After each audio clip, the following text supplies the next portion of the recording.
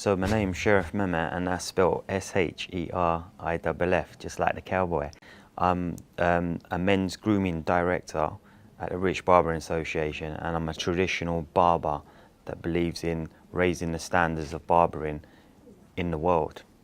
When I got to 16, I decided, yeah, this is something that I really want to take up because I enjoy the environment and enjoy, working with hair and, the shaves and just the art of the barbering. All the side of the barbering was just fantastic. It was great. Well, barbering was much harder back then because barbershops were really busy places, and they were where people used to come out and just hang out in barbershops, get their weekly shaves, and more so people used to have like a wash and a hair tonic with a friction and a massage and a head massage and stuff like that, and then a blow dry and a style. So they'd come in like once a week for that, and then they also used to come in obviously for their haircuts on a regular basis. The traditional barbering had phased out and sort of started to disappear. But there was a lot of barbers that sort of came together and said, hey, we need to bring back the standards and bring back real traditional barbering. Sheriff does education all over the world, in Hong Kong, Australia, Cyprus, all these different places, and people bring him in because he's such a valuable asset in the teaching world, especially in men's grooming. Voted the #1 shaver in London. He's worked at Truefoot and Hill. The world's on record to be the oldest barbershop in the world there in London.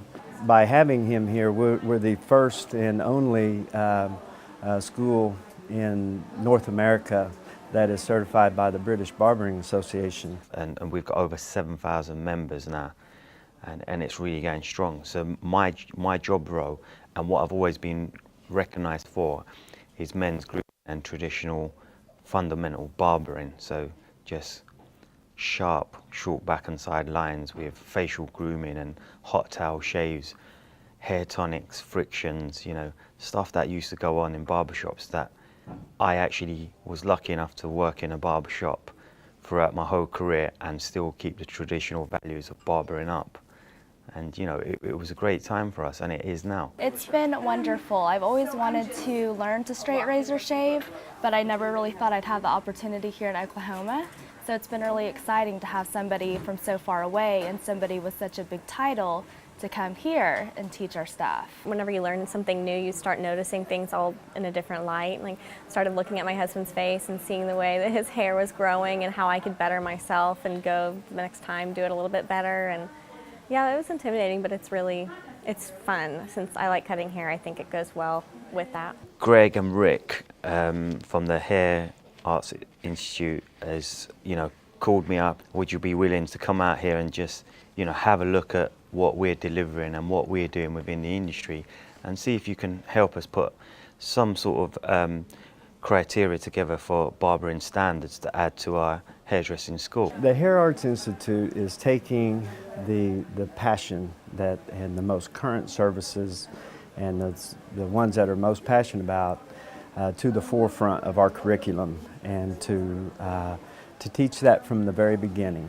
And as far as men's grooming, women's classic cutting, color and chemistry, and editorial styling / photography. And so we feel like to do that, we need to go get the very best of education, whether that has to be in London or whatever part of the world, to bring that world-class education here to Oklahoma City. And it's been fun to be here. Rick and Greg and Tammy and Travis, they're just great educators and great people, and I know that their school's going to do really well.